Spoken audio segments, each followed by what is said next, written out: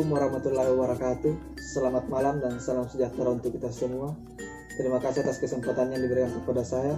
Saya perwakilan dari kelompok 4. Pada kesempatan kali ini, saya akan membahas materi mengenai sarana dan prasarana kantor.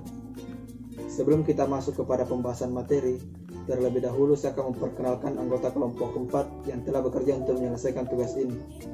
Pertama, saya sendiri, Nanda Alfian sebagai ketua kelompok, Andi Isran Hasda dan Sahruni sebagai desainer, Abdul Razak dan Serina Anari sebagai pencari materi, Rifki Ahmadi sebagai dokumentasi, serta Muhammad Fadli, Fabi Ayunur Quraini, Rizka dan Syarifah Hijrana sebagai perangkum materi.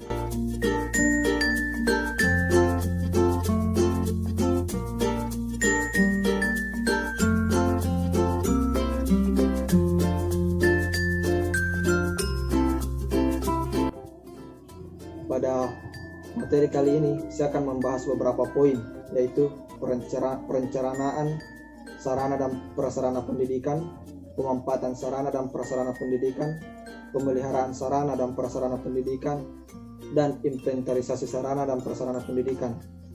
Langsung saja kita masuk kepada pembahasan poin pertama, yaitu perencanaan sarana dan prasarana pendidikan.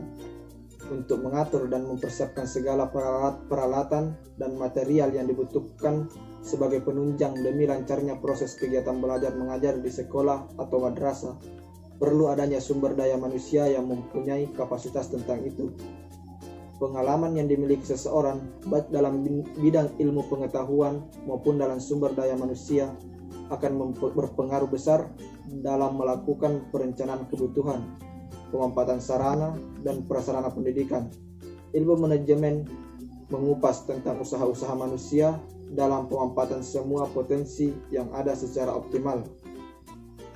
Duben berpendapat dan menegaskan bahwa sumber-sumber daya yang dimaksud dalam manajemen dapat dibagi ke dalam 4 bentuk, yakni human resource adalah manusia yang diperlukan untuk menjalankan pekerjaan. Financial resource merupakan uang yang dipergunakan manajer dan organisasi untuk membiayai pekerjaan guna mencapai tujuan organisasi. Yang ketiga, physical resource merupakan barang dan bangunan termasuk bahan baku, uang kantor, fasilitas produksi, dan peralatan kantor yang dipergunakan untuk beroperasinya suatu organisasi. Serta yang terakhir yaitu informational resource merupakan data yang dipergunakan manajer dan organisasi sebagai dasar pertimbangan untuk menjalankan pekerjaan dalam mencapai tujuan organisasi. Serta menurut Suryo Broto pada tahun 2005, dia berpendapat bahwa pada garis besar manajemen sarana dan prasarana meliputi 5 hal, yakni penentuan kebutuhan, proses pengadaan, pemakaian, pengurus dan pencatatan, serta pertanggungjawaban. Ya, poin kedua yaitu pemampatan sarana dan prasarana pendidikan. Manajemen aset madrasah atau sekolah merupakan upaya untuk mengelola sarana dan prasarana sekolah agar nilai gunanya tidak merosot. Kata pemampatan adalah serangkaian kegiatan terencana dan sistematis yang dilakukan secara rutin maupun berkala.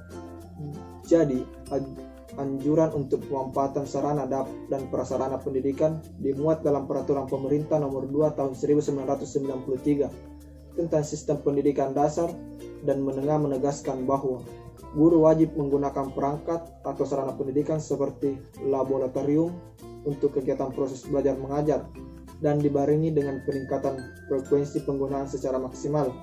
Berdasarkan peraturan pemerintah tersebut, menggunakan sarana pendidikan merupakan hal yang wajib. Poin ketiga yaitu pemeliharaan sarana dan prasarana pendidikan. Aset sekolah, baik gedung dan lingkungan, merupakan wahana belajar yang perlu diperlukan sebagai amanah yang perlu dikelola dengan baik.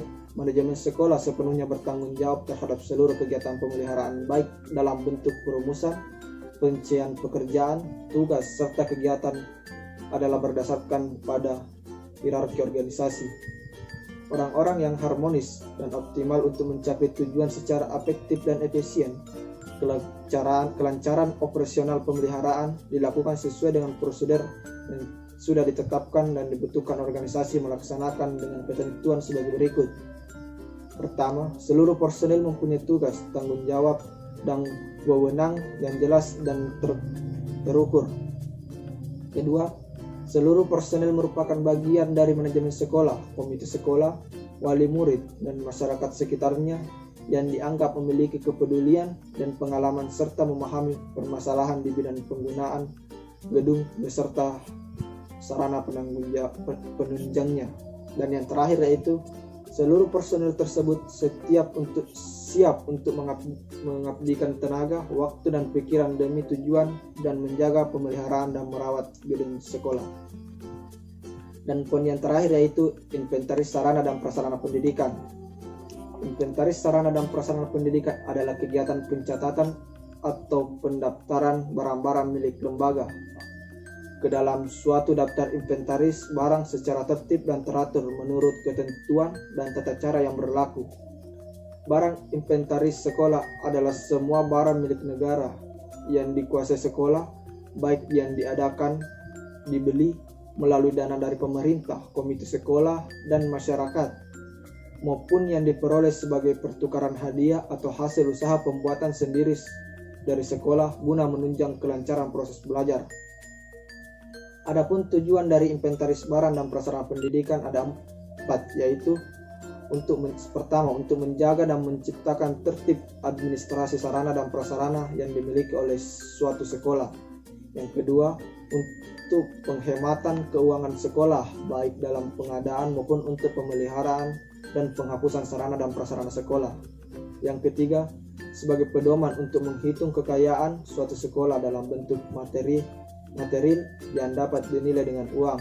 Dan yang terakhir yaitu untuk memudahkan pengawasan dan pengendalian sarana dan prasarana yang dimiliki oleh suatu sekolah. Serta adapun manfaat inventaris sarana dan prasarana pendidikan yang ada 5, yaitu pertama, menyediakan data dan informasi dalam rangka menentukan kebutuhan dan menyusun rencana kebutuhan barang. 2, memberikan data dan informasi untuk dijadikan bahan atau pedoman untuk pengarahan pengadaan barang. Yang ketiga yaitu memberikan data dan informasi untuk dijadikan bahan atau pedoman dalam penyaluran barang. Yang keempat yaitu memberikan data dan informasi dalam menentukan keadaan barang yang sudah tua, rusak sebagai dasar untuk menetapkan penghapusannya. Dan yang manfaat terakhir yaitu memberikan data dan informasi dalam rangka memudahkan pengawasan dan pengendalian barang. Ya, itulah tadi sedikit pembahasan mengenai materi sarana dan prasarana kantor. Mungkin banyak kekurangan serta mungkin ada salah yang saya ucapkan, baik itu sengaja maupun yang tidak disengaja. Mungkin inilah dari saya, sekian. Wassalamualaikum warahmatullahi wabarakatuh.